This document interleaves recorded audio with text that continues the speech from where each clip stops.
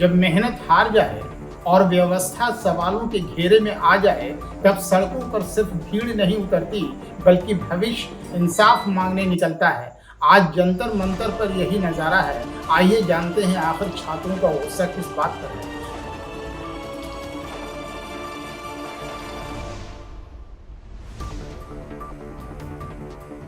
नमस्कार, आप देख रहे हैं सच की आवाज। आज मैं किसी राजनीति की बात नहीं करूंगा।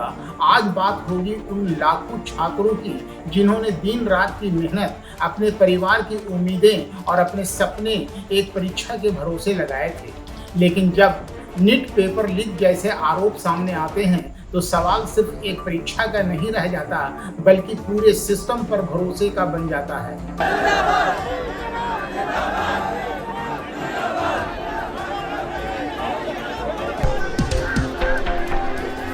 आज दिल्ली के जंतर मंतर पर बड़ी संख्या में छात्र अपनी आवाज बुलंद कर रहे हैं। प्रदर्शन कर रहे छात्रों का कहना है कि परीक्षा प्रणाली में जवाबदेही तय होनी चाहिए। उनकी प्रमुख मांगों में केंद्रीय शिक्षा मंत्री धर्मेंद्र प्रधान के इस्तीफे की मांग भी शामिल है।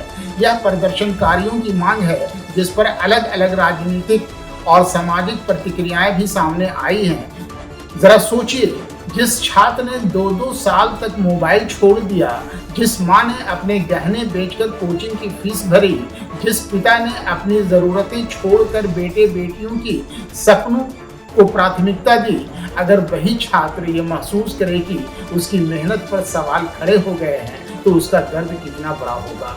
लोकतंत्र की खूबसूरती यही है कि नागरिक शांतिपूर्ण ढंग से अपनी बात रख सकते हैं।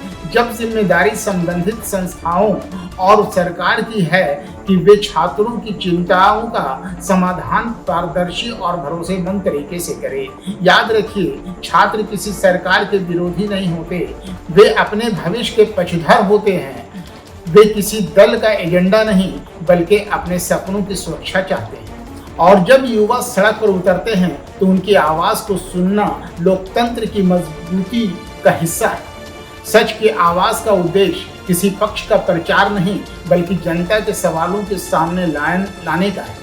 अगर आपको लगता है कि देश की परीक्षा व्यवस्था ऐसी होनी चाहिए जहां मेहनत का सम्मान हो, ईमानदारी की जीत हो और हर छात्र को बराबरी का अवसर मिले, सवाल किसी परीक्षा का नहीं बल्कि देश के करोड़ों युवाओं के भरोसे का है। लोकतंत्र में हर पक्ष की बात सुनी जानी चाहिए और समाधान कानून तथा तथ्यों के आधार पर होना चाहिए। मैं हूं M.A. करीमी। अगर आप चाहते हैं कि जनता की आवाज़ देश तक पहुंचे तो सच की आवाज़ को सब्सक्राइब करें, वीडियो शेयर करें और अपनी राय कमेंट में ज़रूर लिखें, क्योंकि जब युवा बोलते हैं तब भविष्य अपनी दिशा तय करता है।